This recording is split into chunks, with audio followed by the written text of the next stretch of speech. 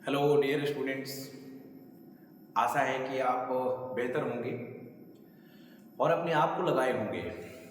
आज का हमारा एजेंडा, आज का हमारा मुद्दा सिकंदर के आक्रमण को लेकर के है कि जहां हम और आप सिकंदर के आक्रमण को देख सकते हैं, सिकंदर के आक्रमण को पढ़ सकते हैं और देश की विभिन्न जो परीक्षाएं हैं उन परीक्षाओं में जो प्रश्न पूछे जाते हैं उन सवालों को हम सॉल्व कर सकते हैं। आज समय है कि इन सब तमाम चीज़ों को देख करके, इन तमाम चीज़ों को पढ़ करके और हम ये जान सकते हैं कि आखिर भारत, हमारी संस्कृति और हमारी जो सभ्यता रही वो छिन्न हुआ कैसे, आखिर इसका नाश कैसे हुआ। कुछ विदेशी आक्रमणकारियों ने भारत पर आक्रमण किया और जैसे भारत पर आक्रमण होते हैं, यह आक्रमण इतने भयावह हुए कि जिस वजह से भारत की जो है ना संस्कृति और भारत की सभ्यता धीरे धीरे धूमिल होती गई। उन्हीं क्रम में भारत पर आक्रमण करने वाला जो सबसे पहला विदेशी आक्रमणकारी था उसका नाम सिकंदर था और सिकंदर पहला विदेशी आक्रमणकारी था जिसने भारत की संस्कृति पर हमला किया था, जिसने भारत के साम्राज्य पर हमला किया। हम सदियों से गुलाम रहे, गुलामी की कहानी इतनी भयावह थी कि हम आपको सुना नहीं पाएंगे, लेकिन अगर हम गुलाम रहे तो गुलामी का मेन कारण, गुलामी की मेन जरिया सिर्फ और सिर्फ भारत के राजा हुए। उन राजाओं ने लड़ा नहीं। अगर एक विदेशी आक्रमणकारी भारत पर आक्रमण किया और उसके पैर वहीं कतर दिए गए होते तो शायद अगला विदेशी आक्रमणकारी भारत पर हमला करने से पहले 10 बार सोच लेता कि हम भारत पर हमला करने जा रहे हैं। भारत पर 7 विदेशी आक्रमणकारियों ने आक्रमण किया, जिनमें सबसे पहला नाम सिकंदर का आता है। सिकंदर के बाद दूसरा जो विदेशी आक्रमणकारी था जिसने भारत पर हमला किया उसका नाम सेल्यूकस निकेटर है। सेल्यूकस निकेटर के बाद भारत पर आक्रमण होता है मोहम्मद गजनबी का। गजनबी के बाद भारत पर हमला होता है गौरी का। गौरी के बाद भारत पर हमला हुआ तैमूर लंग का। और छठा जो विदेशी आक्रमणकारी था वो बाबर था और 7वां जो विदेशी आक्रमणकारी था उसका नाम नादिर शाह था।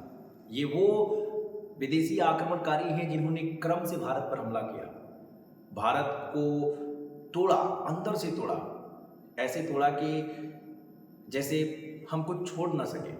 उस तरह से इन लोगों ने भारत के एक एक हिस्से पर वार किया था। उनमें से सबसे पहला नाम सिकंदर का है। तो आइए हम बात करने चलते हैं आज सिकंदर के आक्रमण को लेकर के कि आखिर जब सिकंदर का आक्रमण भारत पर हुआ तो अखंड भारत का राजा कौन था। वो कौन राजा था कि जिस राजा ने अगर प्रयास किया होता तो शायद सिकंदर जो है ना वो भारत पर आक्रमण नहीं करता है, सिकंदर के आक्रमण भारत पर नहीं होते और हमारी जो है ना वो सभ्यताएं टूटी नहीं होती। तो सिकंदर के आक्रमण के क्रम में हम चर्चा करते हैं तो सबसे पहले ये जान लें कि जिस सिकंदर के बारे में हम बात कर रहे हैं उस सिकंदर का जो जन्म होता है, उस सिकंदर का जो जन्म होता है वो 356 जो है ना वो ईसा पूर्व में हुआ। सिकंदर का जन्म कब होता है? 356 ईसा पूर्व में होता है और मकदुनिया में होता है। सिकंदर एक यूनानी शासक था, यूनान का रहने वाला था जिसने भारत पर आक्रमण किया था। तो आपको एक बात ध्यान रखनी है और वो बात ये ध्यान रखनी है कि भारत पर ईरानियों के बाद, भारत पर ईरानी जो है ना उन ईरानियों के बाद, ईरानियों के जो है ना वो बाद यूनानियों का, भारत पर ईरानियों के बाद यूनानियों का आक्रमण हुआ था। यूनानियों का जो है ना वो आक्रमण हुआ। तो एग्जाम में क्वेश्चन पूछे अगर कि जरा आप बताइए, एग्जाम में अगर आपसे सवाल पूछे कि आप जरा बताइए कि भारत पर जब ईरानी हमले हुए तो उन हमलों के बाद जिनका हमला भारत पर हुआ वो कौन थे? तो यूनानी थे और सिकंदर जो है ना एक यूनानी आक्रमणकारी था जिसका आक्रमण भारत पर हुआ। और हम सभी जानते हैं सिकंदर की कहानी, अगर नहीं जानते हैं तो थोड़ी बहुत तो आज जान ही जाएंगे कि आखिर सिकंदर कौन था। सिकंदर का जन्म होता है 356 ईसा पूर्व में मकदुनिया में। यूनान का रहने वाला था और इसके पिता का नाम फिलिप था। इसके पिता का नाम फिलिप था जो 329 जो है ना वो ईसा पूर्व में इसके पिता की मौत हो जाती है। तो आपको ध्यान रखना है कि सिकंदर के पिता के बारे में क्वेश्चन पूछे अगर आपसे कि सिकंदर के पिता का नाम बताइए तो राजा फिलिप था। और ध्यान रखना है कि राजा फिलिप जो है ना, राजा फिलिप जो है ये मकदुनिया का शासक था। यानी जो मकदुनिया है इस मकदूनिया का जो है ना वो राजा था।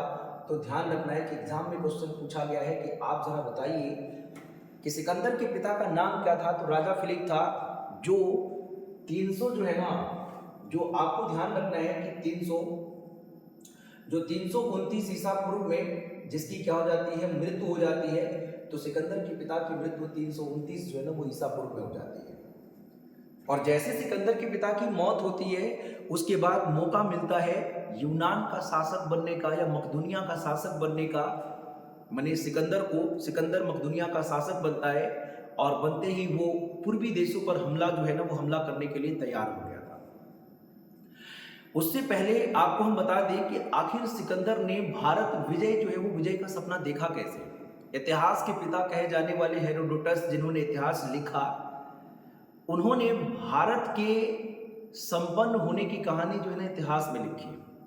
और जिस वजह से सिकंदर भारत की तरफ रुक गया था, भारत खजानों का देश था।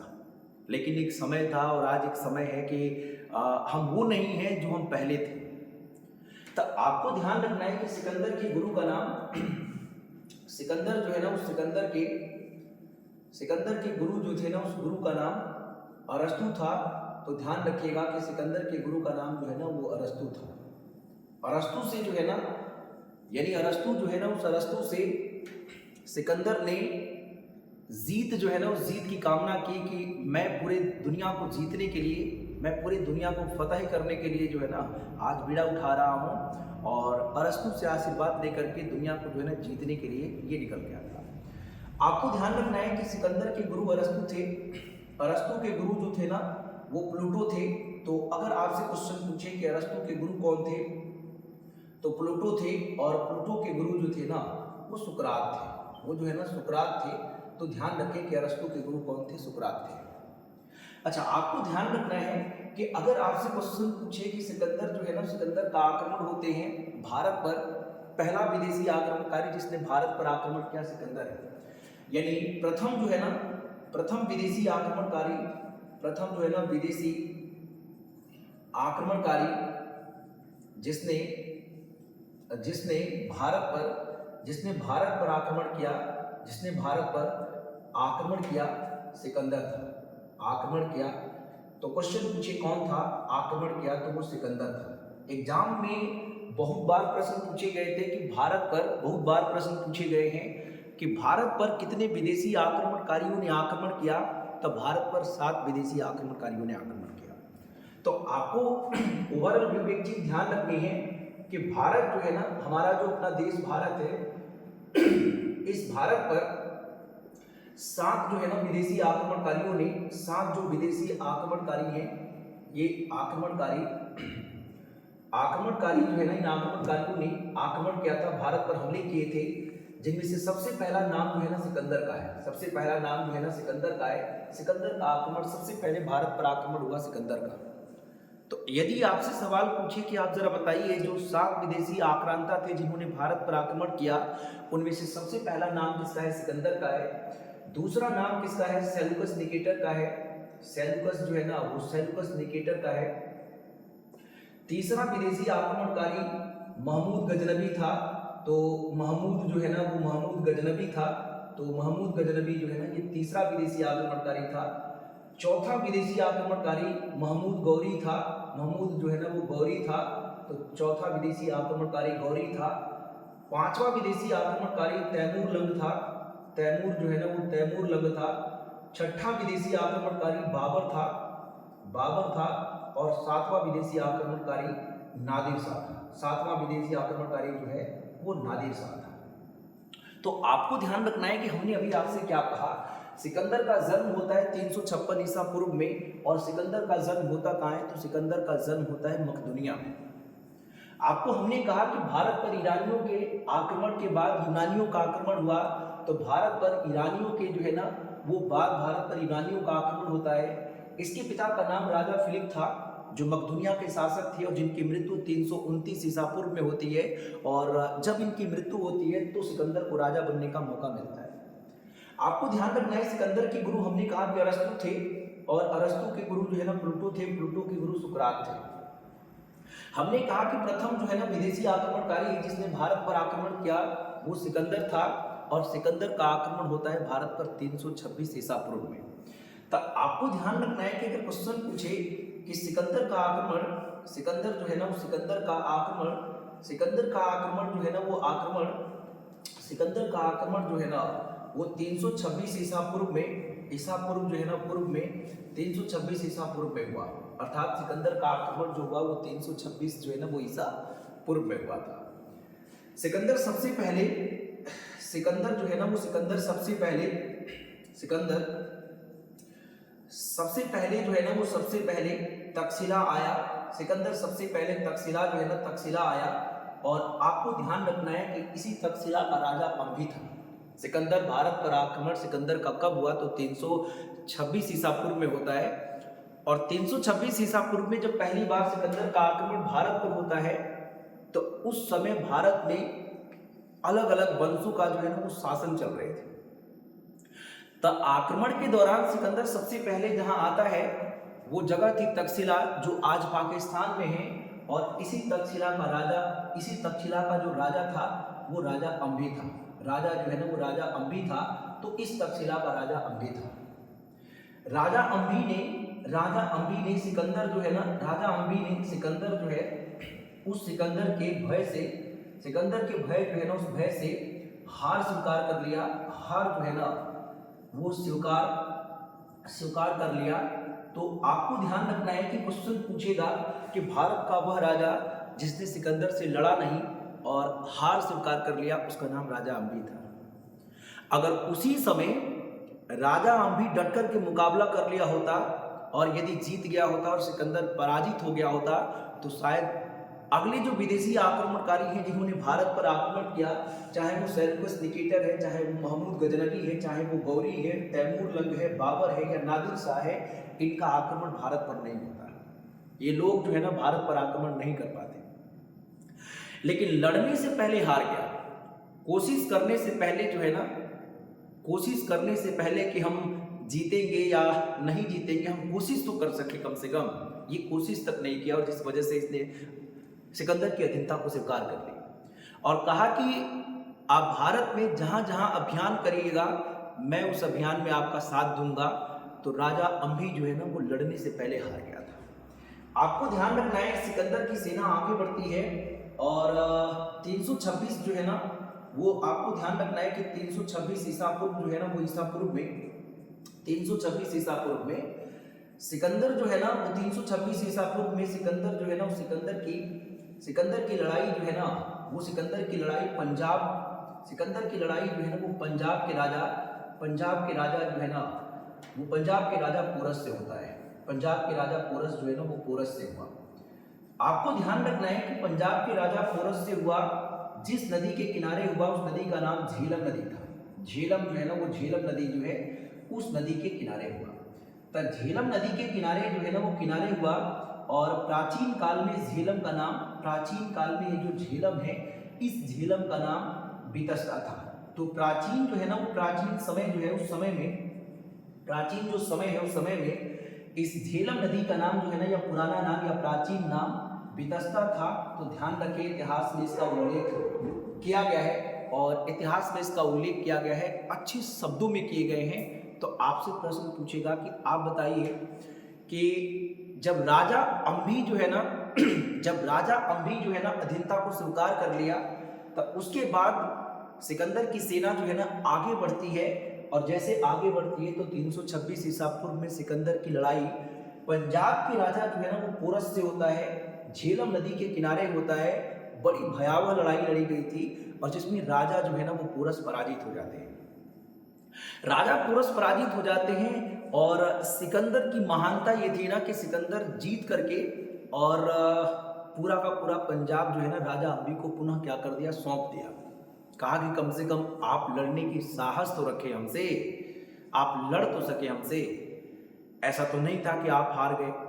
तो आपको ध्यान रखना है कि राजा अम्भी जो है ना जिस तरह से अधीनता को स्वीकार किया, राजा पोरस उस तरह से सिकंदर की अधीनता को स्वीकार नहीं किया था। इसी चीज को यूनान के इतिहास में, यूनानी जो इतिहास है उस यूनान के इतिहास में यूनानी जो है ना इतिहास में इस युद्ध का यूनानी इतिहास में इस युद्ध को हाइडे जो है ना वो हाइडे स्पीच जो है ना हाइडे स्पीच जो है वो इस स्पीच का हाइडे स्पीच का युद्ध जो है ना युद्ध कहा गया। यानी आपसे क्वेश्चन पूछेगा कि जरा आप बताइए कि हाइडे स्पीच की लड़ाई जो है ना वो किन दो राजाओं के बीच लड़ी गई थी। तो एक सिकंदर था और एक राजा भी था। एक राजा जो है ना वो पोरस था। यानी हाइडे स्पीच की लड़ाई जो है ना राजा पोरस और सिकंदर के बीच हुई थी। और आपको ध्यान रखना है कि हाइडे स्पीच जो है ना ये हाइडे स्पीच यूनान के इतिहास में झेलम का ही एक नाम है। झेलम नदी का नाम यूनान के इतिहास में हाइडे स्पीच दिया गया और उसी किनारे ये लड़ाई लड़ी गई थी। आपको ध्यान रखना है कि सिकंदर की सेना आगे बढ़ती है। सिकंदर की सेना को आगे बढ़ने का मौका मिलता है और जहां तक मुझे लग रहा है कि सिकंदर की सेना आगे बढ़ने से क्या कर देती है, इनकार कर देती है। तो हमने ये ओवरऑल चीजें आपको बताई कि सिकंदर जो है ना ये भारत पर हमला करता है। सिकंदर की ये कहानी है और आप इन चीजों को जो है ना ध्यान रखें तो आगे काम चल जाएगा। अब आपको ध्यान रखना है कि अगर आपसे सवाल पूछे कि जरा बताइए कि सिकंदर की सेना जो है ना कौन सी नदी को पार करने से मना कर दी। तो सिकंदर की सेना जो है ना ब्यास नदी को पार करने से मना कर दी। यानी सिकंदर की सेना जो है ना वो ब्यास नदी को पार करने से मना कर दी। ऐसा क्यों हुआ कि सिकंदर की सेना ब्यास नदी को पार करने से मना कर दी। एक तो सेना पैदल चल करके यूनान से भारत पहुंची हुई थी और दूसरी रह गई बात कि राजा पोरस जो है ना उस पोरस के बीच राजा पोरस जो है ना उस सिकंदर के बीच जंग हुआ जिसमें सेना टूट गई थी। और तीसरी जो कारण थे वो क्लाइमेट का था, क्योंकि यूनान का क्लाइमेट अलग था और जब वो सेना पैदल चल करके भारत आई तो भारत की जो क्लाइमेट थी, जो जलवायु थी वो अलग थी और सेना बीमार पड़ गई थी।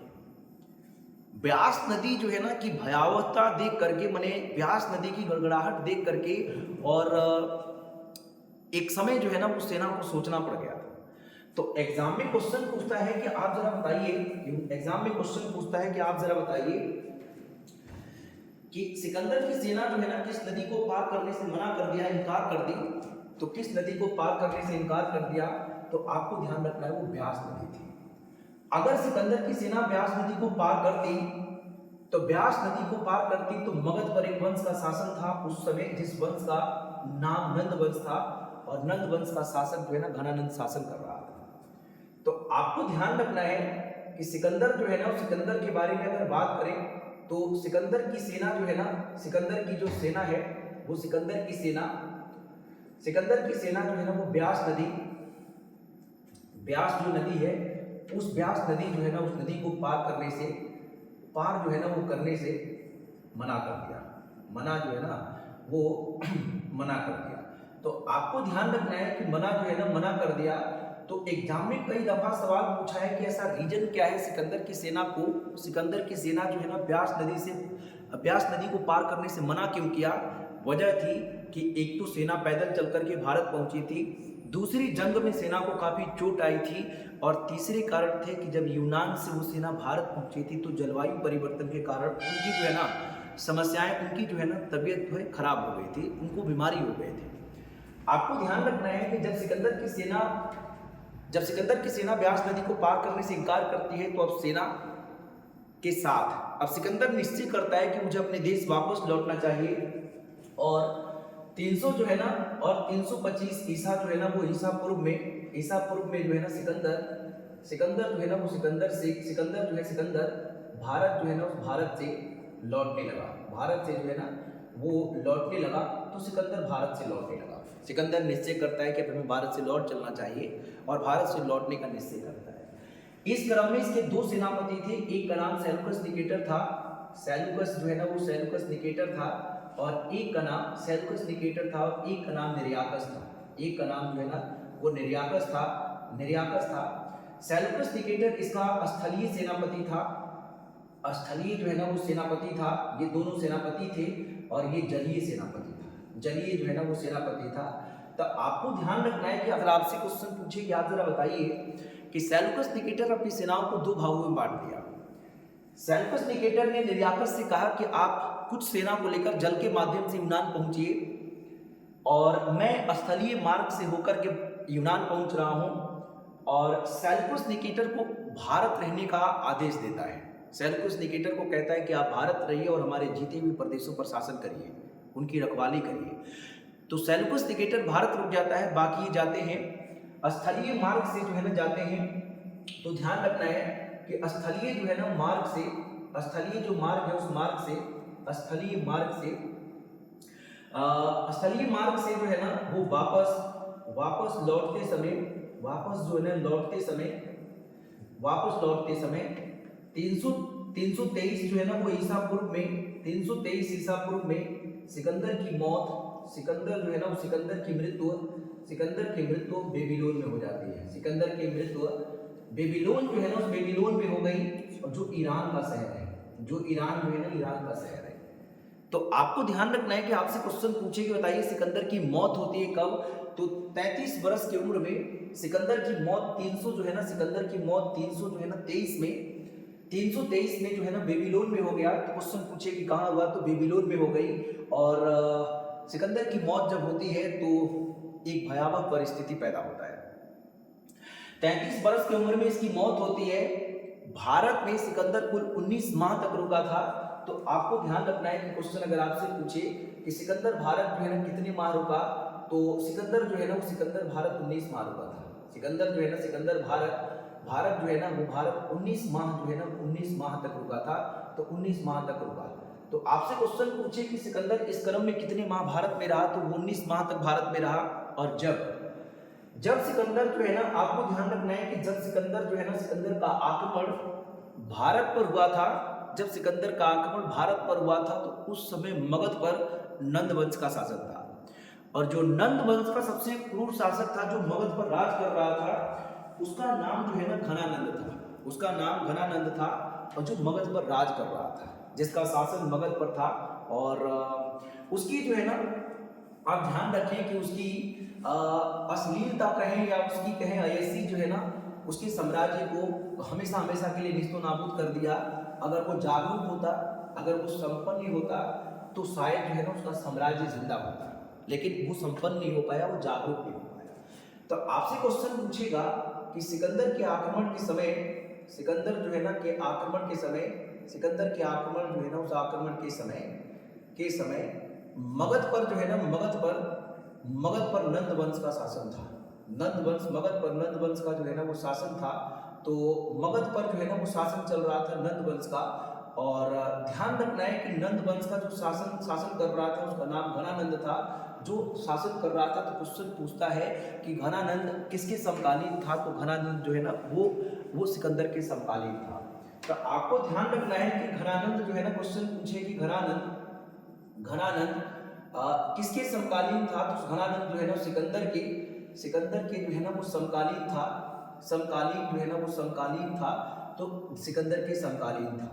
और साथ ही साथ ये ध्यान रखना है कि सिकंदर जो है ना वो सिकंदर के जो प्रिय घोड़ा है, वो प्रिय घोड़ा जो है ना, उस घोड़ा की मौत भारत में हो गई थी, जिसका नाम बहुकेफला है। तो बहु जो है ना वो केफला, तो बहुकेफला जिसका नाम है, और जिसकी मृत्यु भारत में हो गई थी। और झेलम नदी के किनारे जो है ना वो इसे दफना करके और वहीं पर एक नगर की स्थापना किया, जिस नगर का नाम बहुकेफला नगर है। सिकंदर भारत जो है ना खैबर दर्रे को पार करके आया था। बहुत लड़ाइयाँ लड़ी गई। सिकंदर ने भारत जो है ना वो जीतने के लिए आया, लेकिन कहीं ना कहीं जो है ना वो सेनाएं साथ नहीं देती हैं, और जब सेना साथ नहीं देगी तो राजा चाह करके भी किसी साम्राज्य पर अपना कब्जा नहीं जमा सकता है। तो ये टोटली कहानी जो है ना सिकंदर के आक्रमण को लेकर के रहे, सिकंदर के आगमन को लेकर के रहे। यदि आपको जो है ना ये वीडियो पसंद आए तो इसे लाइक करें, शेयर करें और सब्सक्राइब करें। That's all.